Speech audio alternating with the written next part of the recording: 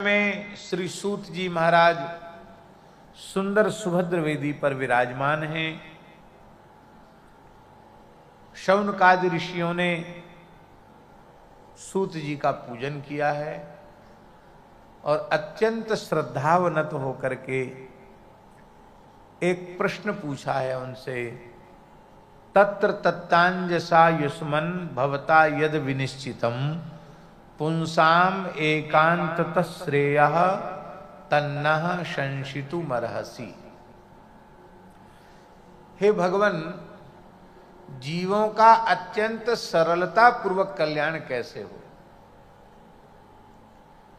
जीवों के परम कल्याण का सबसे सरल साधन बताइए।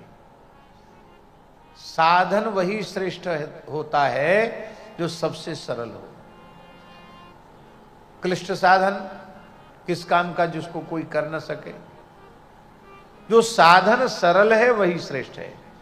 और एक दूसरी विशेषता, भवता यद विनिश्चितम, आपके द्वारा उस सरलतम साधन का निश्चय होना चाहिए। आपने निश्चय क्या किया है? जीवों के कल्याण का सरल साधन क्या है? महापुरुष जो होते हैं वो किसी से सुनकर या किसी पुस्तक में पढ़कर साधन का निश्चय नहीं करते हैं और न दूसरों को उपदेश करते हैं।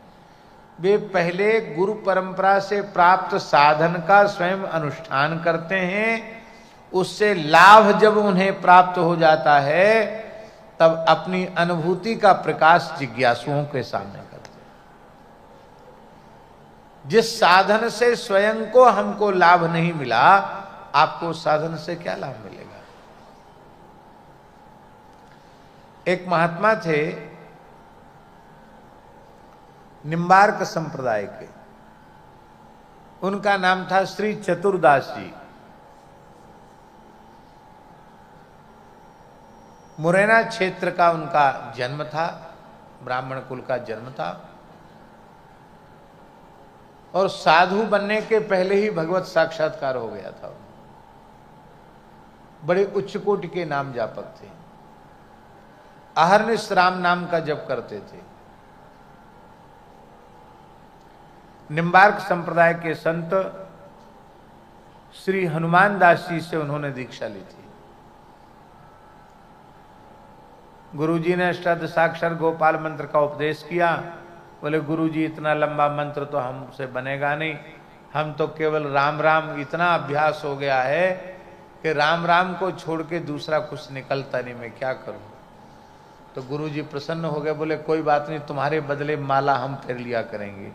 एक माला तो जैसे तैसे कर लिया करो, कोई बात नहीं, बाकी तुम्हारे बदले जप हम कर लेंगे। बहुत उच्च कोटि के महात्मा थे चतुरदास जी महाराज।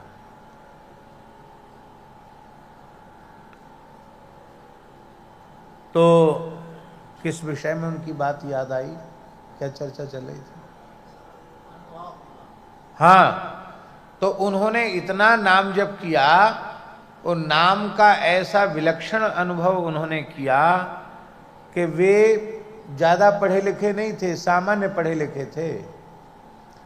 श्री चतुरदास जी महाराज ने किसी भेड़ चराने वाले, बकरी चराने वाले को कह दिया, अरे भैया, भेड़ बकरी चराते चराते तो तेरो जीवन बीत जाएगा, थोड़ो राम राम कियो करो। तो एक वाक्य उनके मुंह से भेड़ बकरी चराने वालों ने सुना तो उनके जीवन काल में भेड़ बकरी चराने वाले भी 1.5 लाख 2-2 लाख नाम का जप कर लिया करते थे। सबके हजारा माला सबको पकड़ा दी उन्होंने। कैसे पकड़ाई? कुछ पैसा दिया, जैसे नेता लोग बांटते हैं या सुविधा देते हैं। उस नाम जप से स्वयं उन्होंने अनुभव किया तो उनकी वाणी से जिसको आज्ञा मिली नाम जप की, वो नाम जप में लग गया। जिस साधन से आपको स्वयं को लाभ नहीं मिला, उस साधन का आप दूसरे को उपदेश करेंगे तो उसको भी लाभ नहीं मिलेगा, पहले स्वयं को तो मिले। संसार में स्थिति यही है। अपने विवेक का आदर कोई नहीं करता, सब एक दूसरे को सिखाने में लगे। और यही बात गोस्वामी तुलसीदास जी महाराज कह रहे हैं बरबे रामायण में, एक ही एक सिखावत, एक ही एक सिखावत, जपत न आप। सब एक दूसरे को कह रहे हैं भजन करो, भजन करो, नाम स्मरण करो, नाम स्मरण करो, खुद नहीं करते। बुढ़ा कहता है, वृद्ध कहता है बच्चों से, ए हल्ला गुल्ला मत मचाओ, सीताराम सीताराम करो। और छोटे बच्चे वृद्ध से कहते काहे काहे काहे काहे लगे रहते हो, जब देखो तब पीछे पड़े रहते हो, राम राम करो, बुढ़ापे का समय मरने के दिन आए, अब राम राम करो। बुढ़ा बच्चों को कहता, बच्चे बुढ़े को कहते हैं, और ना बच्चा जपता ना बुढ़ा जपता। आपने स्वयं ने जिस साधन का अनुष्ठान करके अनुभव किया हो, वो साधन आप कृपा करके बताओ। कल्याण सबसे सस्ता है कलयुग में। अन्य युगों की अपेक्षा कलिकाल में बहुत शीघ्र जीव का कल्याण होता है। इसलिए भागवत के 11वें स्कंद में लिखा है कि सतयुग त्रेता द्वापर के जीव कलयुग में जन्म लेना चाहते हैं, सतयुग त्रेता द्वापर के साधक कलयुग में जन्म लेना चाहते हैं, क्योंकि भगवत प्राप्ति के लिए, जीव के परम कल्याण के लिए कलिकाल से श्रेष्ठ कोई दूसरा युग नहीं है।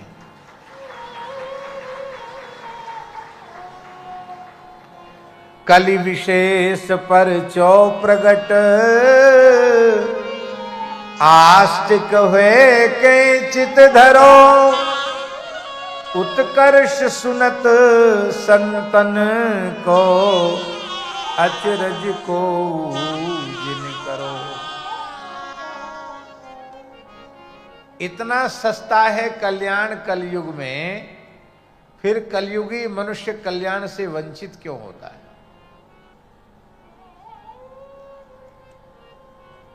चार दोष ऐसे हैं, इन दोषों के कारण जीव का कल्याण नहीं हो पाता है। कल्याण में बाधक चार दोष हैं, उन दोषों को आप अपने जीवन से निकाल दीजिए तो कल्याण में फिर कोई संदेह नहीं है। उनमें सबसे पहला दोष है मंदाह। ये पहला दोष है। मंदाह का अर्थ है अलसाह, आलस्य, प्रमाद। ये सबसे पहला दोष है।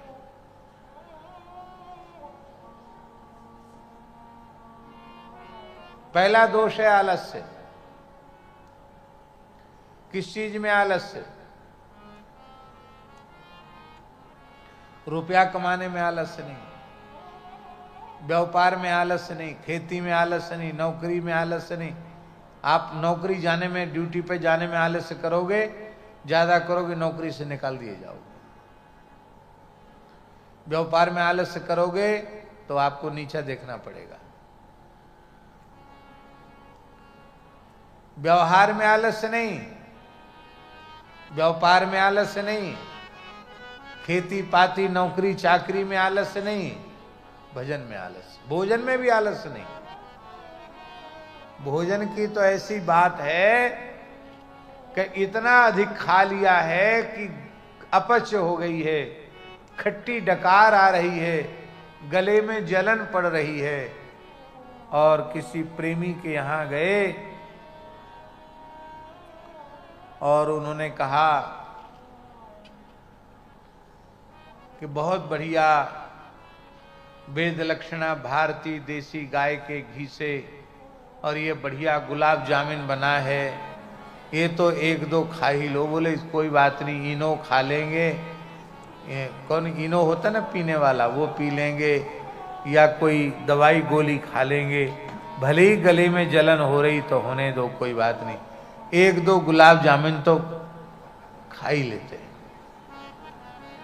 भोजन में आलस्य बिल्कुल नहीं है, केवल भजन साधन में आलस्य है। दो काम में आलस्य मत करो, सुनो ध्यान से सुनो। साधन भजन में आलस्य मत करो। अब सुनकर लोगों को ऐसा लगेगा,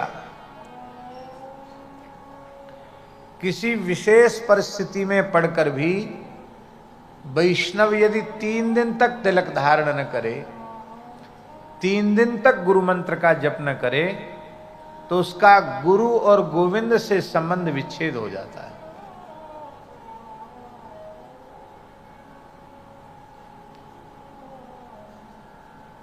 फिर उसका संबंध समाप्त, गुरु शिष्य का संबंध समाप्त, भगवत शरणागति का संबंध समाप्त। केवल 3 दिन। इसलिए पूज्य गुरुदेव भक्तमाली जी कहते थे, वैष्णव मंत्र में न जातक सूतक लगता न मृतक सूतक लगता। सूतक में सब काम बंद हो जाएंगे, पर गुरु मंत्र का जप नहीं छूटेगा। कोई लिखकर दे सकता है कि सूतक में तुम मरोगे नहीं। भाई जातक सूतक में भी मृत्यु हो सकती, मृतक सूतक में भी तो मृत्यु हो सकती कि नहीं। इसलिए गुरु मंत्र नित्य भगवत संबंध है। लोग संदेह ही नहीं करते, जप नहीं करते। अजपि पूय शोणितम, द्विजाति संध्योपासन न करे, गायत्री जप न करे, वैष्णव अपने मंत्र का जप न करे, साधु अपने गुरु मंत्र का जप न करे और खाने पीने लग जाए, तो लिखा है अजपि पूय शोणितम, बिना जप के खाता पीता है। तो पूय माने पीव, मवाद, और शोणित माने रक्त। वो जो खाता है वो रक्त और पीव ही खाता है, वो अन्न नहीं खाता है।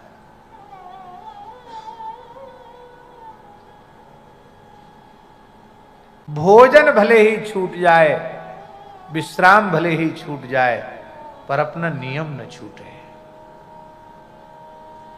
ऐसा पक्का निश्चय कर लो तो कहीं घर छोड़ के जाने की जरूरत नहीं है, घर में ही काम हो जाएगा।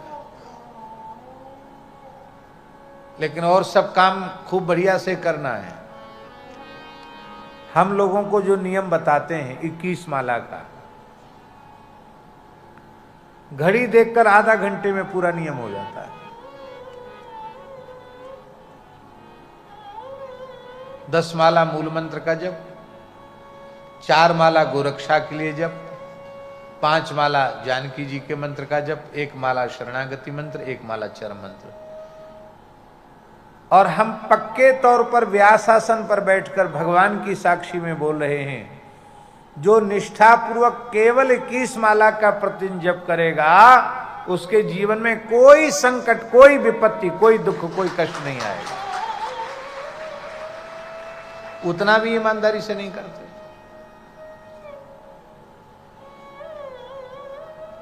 न तिलक है, न तुलसी है, न जिह्वा पर भगवान नाम है, बाजार में खाना है, इधर उधर स्वेच्छाचार में प्रवृत्त होना है। और बड़े दुख की बात है, बड़े कष्ट की बात है, कई बार लोग बाहर से वैष्णवता का अभिनय भी करते हैं, तो भीतर से उनके आचरण अच्छे नहीं होते हैं, उनका विचार और उनका आचरण पवित्र नहीं होता है, तो बाहर का किया कराया भी सब चौका लग जाता है।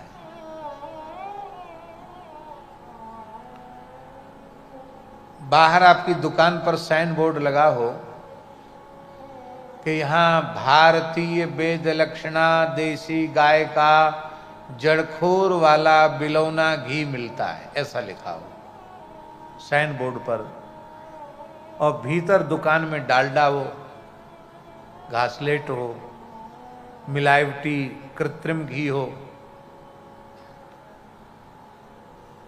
और छापा पड़ जाए और आपकी चोरी पकड़ी जाए, तो आपको सजा होनी चाहिए कि नहीं। यहां तो आप भ्रष्ट अधिकारियों को रुपया पैसा देके बच सकते हो, पर ठाकुर जी के दरबार में बच सकते हो क्या? भगवान के दरबार में तो नहीं बच सकते हो, क्योंकि उस दरबार में रिश्वत चलती नहीं है। वहां विशेष गवाहों की भी जरूरत नहीं। आप सोचेंगे हम क्या कहना चाहते, हम ये कहना चाहते हैं ये जो कंठी है, तिलक है, ये साइन बोर्ड है कि भीतर छल कपट नहीं है, झूठ नहीं है, प्रपंच नहीं है, पाखंड नहीं है, दंभ नहीं है। भीतर श्री सीताराम जी विराजे हैं, भीतर श्री श्यामा श्याम विराजे हैं, भीतर श्री लक्ष्मी नारायण विराजे हैं, भीतर परमात्मा विराजमान है। ये इसका प्रतीक है, ये मस्तक का तिलक, ये साइन बोर्ड है। और गलत साइन बोर्ड लगाओगे, साइन बोर्ड तो है कि भीतर भगवान और भीतर पता नहीं क्या क्या खुरापात भरा हुआ है, तो भगवान के सामने नीचा देखना पड़ेगा। नाचें गावें चित्र बनावें, करें काव्य चटकीली, सांच बिना हरि हाथ न आवे, सब रहनी है ढीली। जीवन में सच्चाई के बिना भगवान प्रसन्न नहीं होते हैं। कई बार भक्ति के नाम पर भी लोग बहुत कुछ भक्ति की आड़ में भी ऊटपटांग करने लग जाते हैं। नाम भक्ति का ले रहे हैं, पर आचरण में, व्यवहार में, विचारों में पवित्रता नहीं है।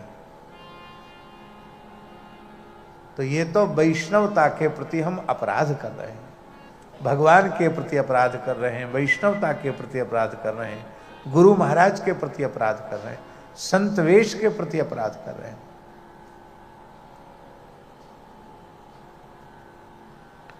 पहला दोष है साधन में प्रमाद, भजन साधन में प्रमाद, ये पहला दोष है। इसके कारण मनुष्य का कल्याण नहीं होता।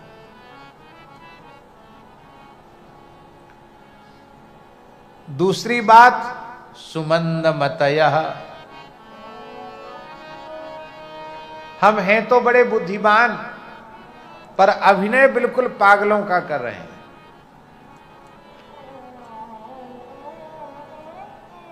अच्छा एक बात बताओ, इतने लोग, जितने लोग बैठे हैं आज कथा सुनने आए हैं, सत्य बोलना चाहिए, सत्य से बढ़कर दूसरा कोई धर्म नहीं है, सत्य की ही जीत होती है, ये किसको मालूम नहीं है? जिसको मालूम ना हो वो हाथ खड़ा कर दे।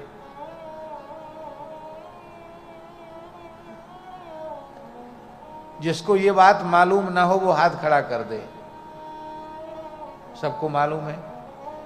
अच्छा अब ईमानदारी से बताओ, मनवाणी क्रिया से सत्य कितने लोग बोलते हैं? मनवाणी क्रिया से सत्य बोलता वो हाथ खड़ा कर दे।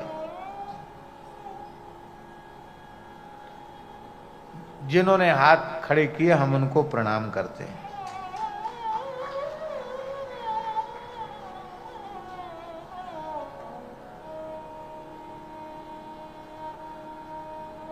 भगवत प्राप्ति का पहला साधन है सत्य।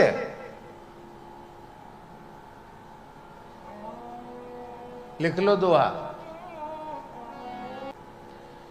जो सदा सत्य बोलता है, माता पिता संत सदगुरु इनके अधीन रहता है, अपने को स्वतंत्र नहीं मानता, इनकी आज्ञा के अधीन अपने को मानता है।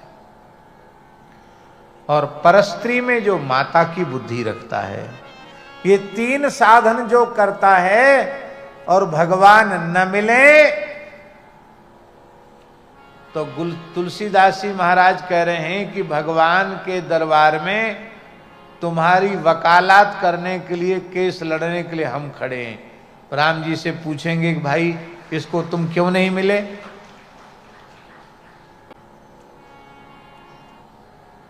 केवल इतना कर ले तो भगवान मिल जाएंगे।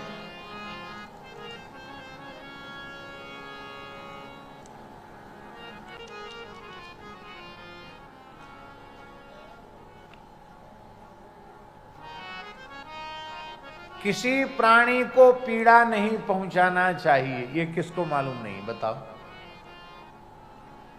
परहित सरिस धर्म नहीं भाई, पर पीड़ा सम नहीं अधमाई। ये बात अपनी समझ में आ जाए तो घर के झगड़े खत्म हो जाएं। सास बहू से झगड़ा नहीं करेगी, बहू सास को झगड़ा नहीं करेगी। सास सोचेगी बहू को पीड़ा नहीं पहुंचने चाहिए, बहू सोचेगी हमारी किसी व्यवहार से सास को पीड़ा नहीं पहुंचनी चाहिए। भाई भाई को पीड़ा नहीं पहुंचाएगा, बहन बहन को पीड़ा नहीं पहुंचाएगी। पुत्र पुत्रियां पिता माता को पीड़ा नहीं पहुंचाएंगे, पिता माता पुत्र पुत्री को पीड़ा नहीं पहुंचाएंगे। सारा व्यवहार पवित्र हो जाएगा। धर्म का सार क्या है आनंद जी? श्रूयताम धर्म सर्वस्वम श्रुत्वा चैवावधार्यताम आत्मनः प्रतिकूलानि परेशान न समाचरेत। जो व्यवहार हमारे प्रतिकूल है वह व्यवहार हम किसी प्राणी के साथ न करें।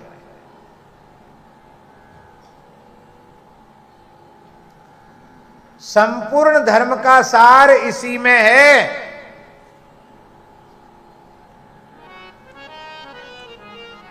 अब इसको पढ़ने लिखने की क्या आवश्यकता है? इतना जो व्यवहार आपके अनुकूल नहीं हुआ किसी के साथ न करो, ये सब जानते हैं।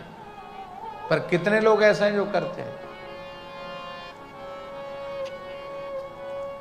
हमने कथा कीर्तन सत्संग में बैठना तो सीखा है और वहां कुछ अच्छी अच्छी बातें सुनकर रट भी ली है, पर अपने जीवन में अपनाने के लिए नहीं, केवल दूसरों को सिखाने के लिए। स्वयं अपनाने के लिए नहीं, केवल दूसरों को बताने के लिए। व्यास जी ने ये कहा, नारद जी ने ये कहा, वाल्मीकि जी ने ये कहा, सनकादिक भगवान ये कह रहे हैं, सुखदेव जी ये कह रहे हैं, करपात्री जी ने ये कहा, सेठ जी ने ये कहा, भाई जी ने ये कहा, स्वामी श्री राम सुखदास जी ने ये कहा। ये बात तो ठीक है, पर तुम क्या कर रहे हो? उन्होंने ये कहा और उनकी दलील तुम दे रहे हो, उसमें से कितना तुमने अपने जीवन में अपनाया है? ये दूसरा दोष है स्वामी जी।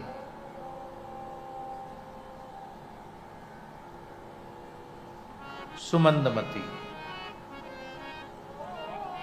पागल नहीं है, सब समझता है, कल्याण की सब बात जानता है, पर उसे उसका आदर नहीं करता। सत्संग से प्राप्त विवेक का आदर नहीं करता है, ये दूसरा दोष। सत्संग से प्राप्त जो विवेक है, बिनु सत्संग विवेक न होई, राम कृपा बिन सुलभ न सोई। सत्संग से प्राप्त विवेक का आदर करे, आदर नहीं करता, ये दूसरा दोष, ये उसके कल्याण में बाधक है। और तीसरा दोष क्या है? तीसरा दोष ये है कि इस भयंकर कराल कलिकाल में भी हमें ऐसे संत मिले जो भगवत साक्षात्कार संपन्न थे।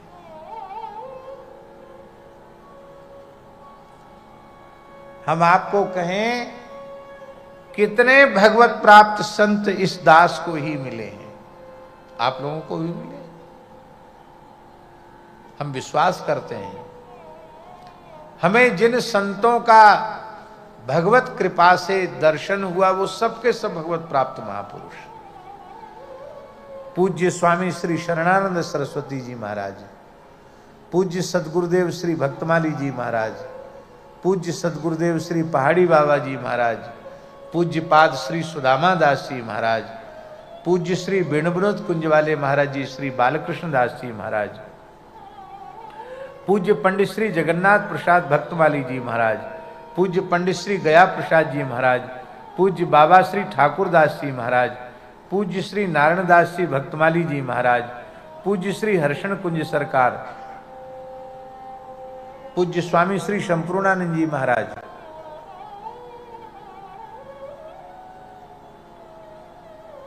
और कितने संतों का हम स्मरण दिलाएं आपको। 20 संत हम गिना देंगे जिनको हमारे विश्वास के अनुसार भगवत प्राप्त महापुरुष थे। वो जिनका संग हमने किया, जिनका दर्शन हमने प्राप्त किया, पर हम अपने जीवन में कितना सुधार ले पाए। हम उन भगवत प्राप्त संतों का संग करके अपने जीवन में क्या लाभ अर्जित कर पाए। आपके आसपास भी भगवत प्राप्त संत बैठे हैं, आप उन्हें पहचानते नहीं। आप कहेंगे भगवत प्राप्त संत का लक्षण क्या है, ये हम नहीं बता सकते।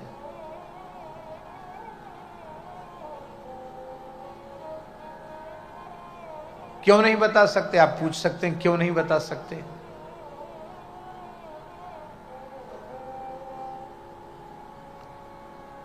एक उदाहरण हम आपको दे रहे हैं।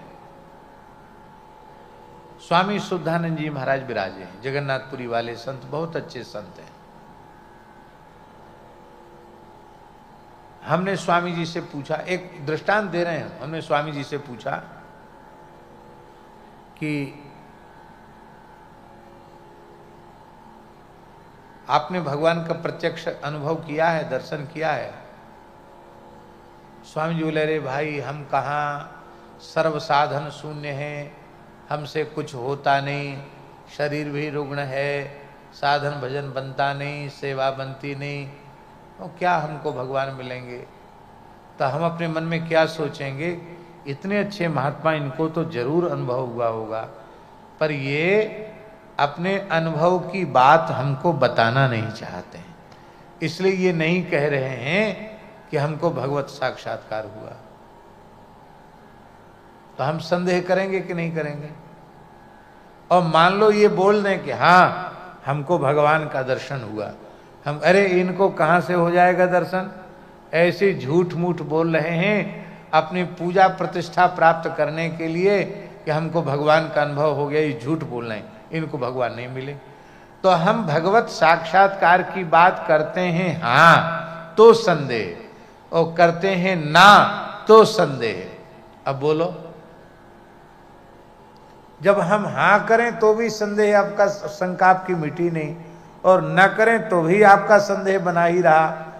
तो इस संबंध में किसी से पूछना नहीं और किसी को बताना नहीं, पर यह बात अत्यंत विश्वास पूर्वक हम कह रहे हैं, भगवत साक्षात्कार बहुत सरलता से जीव को हो जाता है।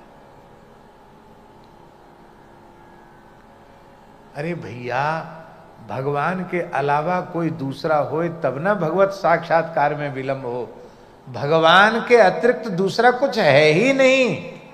तो जो कुछ दिखाई सुनाई पड़ रहा है अथवा जहां मन बुद्धि नहीं जा रही, वो भी परमात्मा ही है, भगवान से भिन्न कुछ भी नहीं, सब कुछ भगवान है, जड़ चेत। अच्छा एक बात बताओ, हम आप लोग रोज बोलते हैं कि नहीं, गुरुर् ब्रह्मा गुरुर्विष्णु गुरुर्देवो महेश्वरः गुरुः साक्षात् परब्रह्म तस्मै श्री गुरुवे नमः। बोलते सब हैं, पर मानने वाले कितने हैं सो बताओ।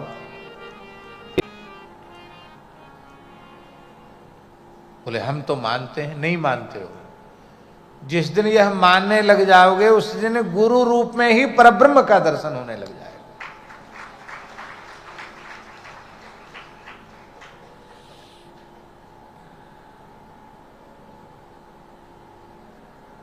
यद्यपि अपनी बात कहना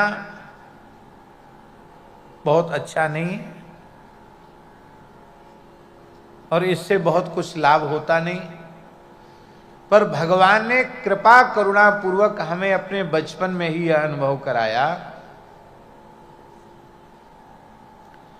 कि गुरु ही परमात्मा है। हमने अपने साधन से नहीं, भगवान ने अपनी ओर से कृपा करके हमको अनुभव कराया।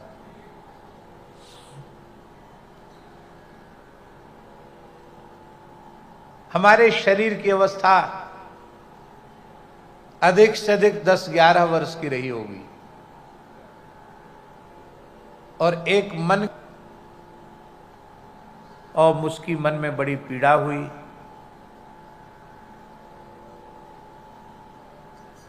उसको कहने की आवश्यकता नहीं है।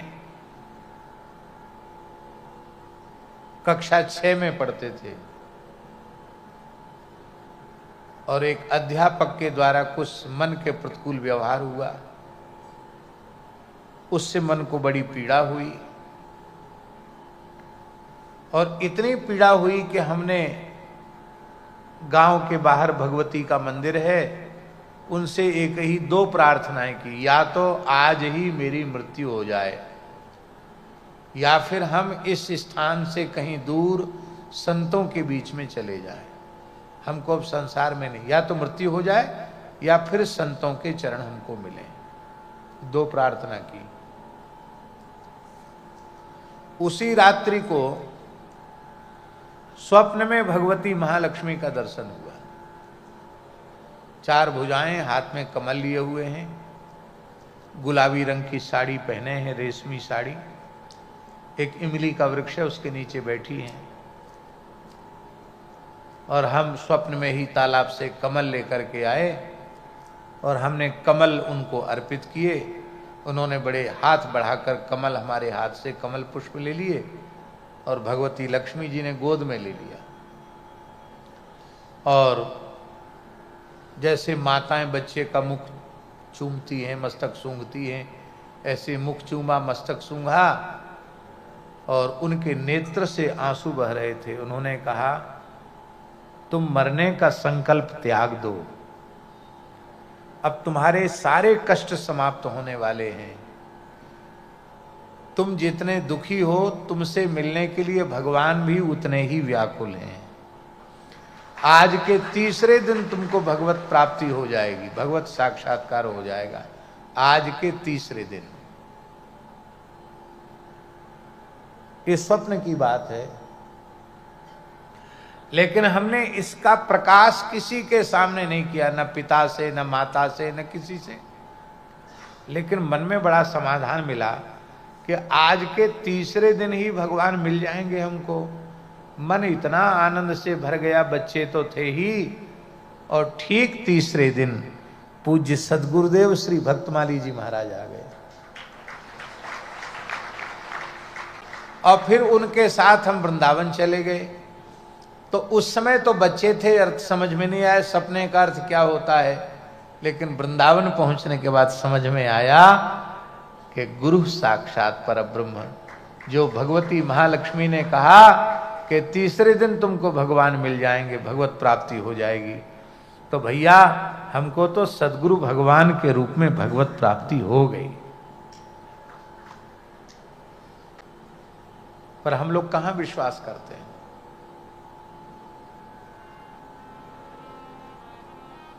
भगवत प्राप्त महापुरुषों की सन्निधि में रहने के बाद भी न अपने स्वभाव को, न अपने आचरण को, न अपने व्यवहार को, न अपने आप को हम बिल्कुल नहीं बदल पाते हैं। ये तीसरा दोष है, मंद भाग्य है।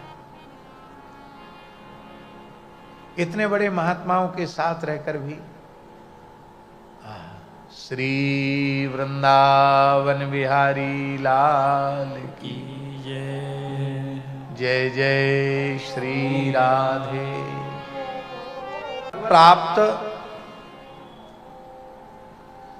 संत सद्गुरु का सानिध्य प्राप्त करने के बाद भी हम अपने जीवन में, अपने आचरण में, अपने व्यवहार में, अपने स्वभाव में परिवर्तन नहीं ला पाते हैं। ये तीसरा दोष है। स्वामी जी, महत्पुरुषों की सन्निधि का लाभ यदि हम प्राप्त करना चाहते हैं तो हमारे जीवन में कुछ विशेष गुण हैं, वो जरूर होने चाहिए। वे गुण नहीं होंगे तो चाहे जितने उच्च कोटि के भगवत प्राप्त महापुरुष के संग में आप रहें, आप 1 वर्ष 2 वर्ष नहीं, सैकड़ों वर्ष तक रहें तो भी आपको कुछ नहीं मिलेगा।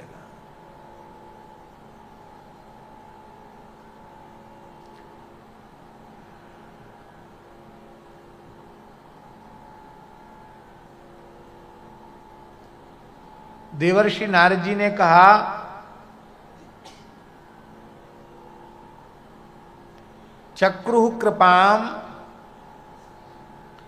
यद्यपि तुल्य दर्शना। देवर्षि नारद जी कह रहे हैं, यद्यपि तुल्य दर्शना तथापि कृपाम चक्रुः। यद्यपि भगवान के भक्त संत महात्मा समदर्शी होते हैं, और जो समदर्शी है उसके व्यवहार में विषमता नहीं होती। विषमता है, लेकिन फिर भी यद्यपि तुल्य दर्शनाः, यद्यपि तुल्य दर्शन है संत, तथापि कृपाम चक्रुः, फिर भी उन संतों ने मेरे ऊपर विशेष कृपा की।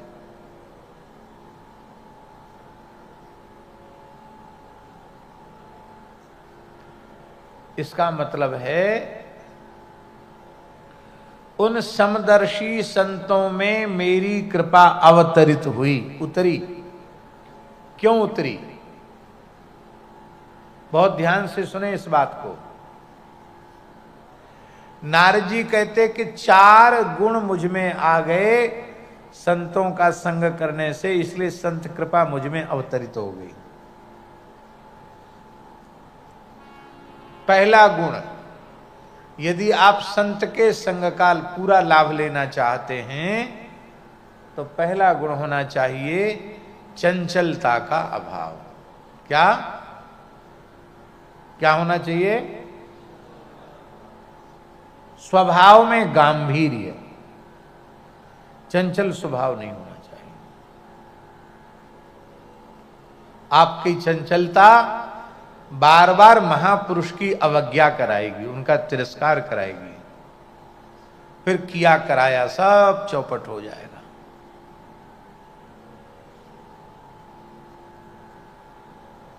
दूसरा लक्षण जितेंद्रियता। पहला साधक का लक्षण है संत कृपा प्राप्त करने के लिए चंचलता का अभाव, माने स्वभाव में गंभीरता। दूसरा लक्षण है जितेंद्रियता। जितेंद्रियता का अर्थ ये नहीं कि आंख से देखे नहीं, कान से सुने नहीं, धर्म नियंत्रित इंद्रियों से विषयों का उपभोग।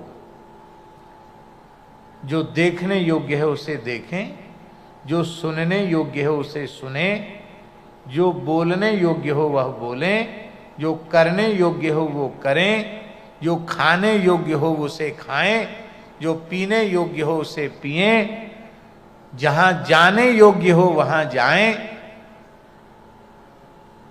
इसी को कहते हैं जितेंद्रियता।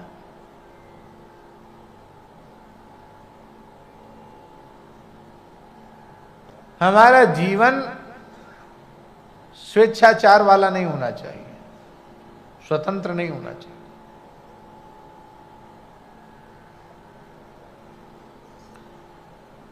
साधक स्वतंत्र नहीं होता और स्वतंत्र साधक नहीं होता। साधक स्वतंत्र नहीं होता और जो स्वतंत्र है वो कभी साधक नहीं हो सकता। इसलिए धर्म नियंत्रित जीवन शैली, धर्म नियंत्रित जीवन शैली, ये है जितेंद्रियता।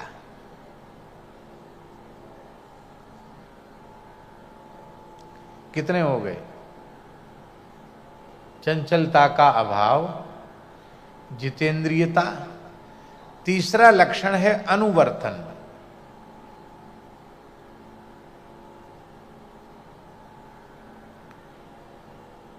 आप जिस किसी महापुरुष की सन्निधि में रहते हैं, जिन्हें अपने अध्यात्म पथ का आदर्श मानते हैं, उन संतों के बताए हुए रास्ते पर चलना, पद चिन्हों पर चलना।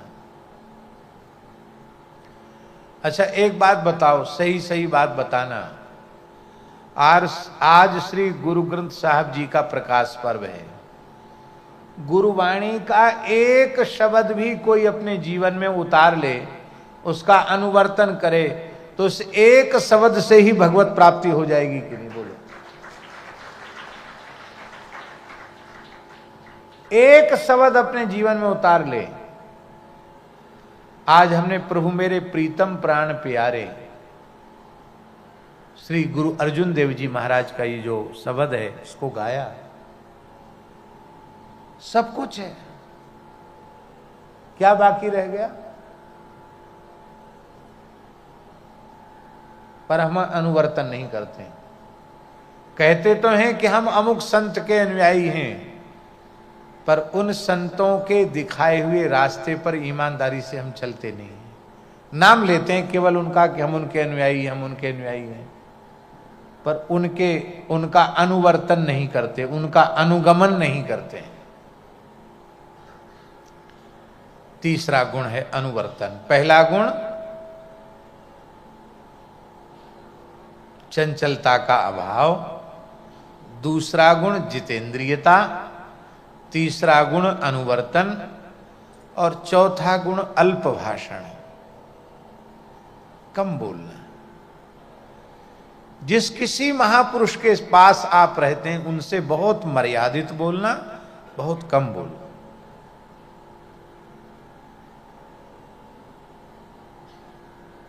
बहुत बोलने वाले से अपराध बनते ही हैं।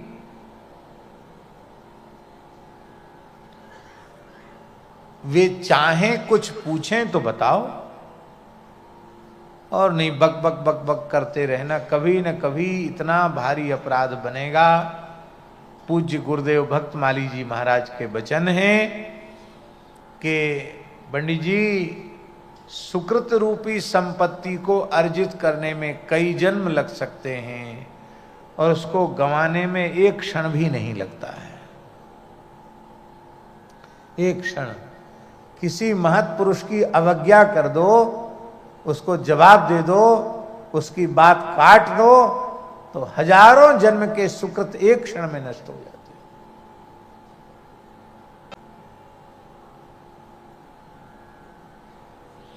अल्प भाषण। आप लोग कहेंगे हम लोग तो सब चुप बैठे हैं, आप ही बोले चले जा रहे हैं, सलाह दे रहे हैं। अल्प भाषण का अर्थ है भगवत चर्चा कम करना नहीं, भगवत भागवत चर्चा तो जितना कर सकते हो उतना करो, लेकिन इधर उधर की जो चर्चाएं हैं पर निंदा पर चर्चा नहीं करना। महापुरुषों के साथ भी मर्यादित भाषा में ही बोलना। वे पूछें तो बोलना, अपनी ओर से कुछ नहीं कहना। अल्प भाषण। बहुत बोलने वाले के साथ वाले के द्वारा महत् पुरुषों की अवज्ञा अवश्य होती है, इसमें संदेह नहीं। नारद जी कहते ये 4 गुण मेरे भीतर थे, इसलिए संतों की पूरी पूरी कृपा मेरे भीतर उतर गई और मुझे प्रेम लक्षणा रसरूपा भक्ति की प्राप्ति हो गई। संत कृपा का फल क्या है? संत के संग का फल क्या है? शरीर संसार से पूर्ण वैराग्य और भगवान के चरणों में अनुराग, यही संत के संग का फल है। शरीर संसार से वैराग्य हो जाए, भगवान के चरणों में पल प्रतिक्षण अनुराग बढ़े, इसको कहते हैं सत्संग का फल।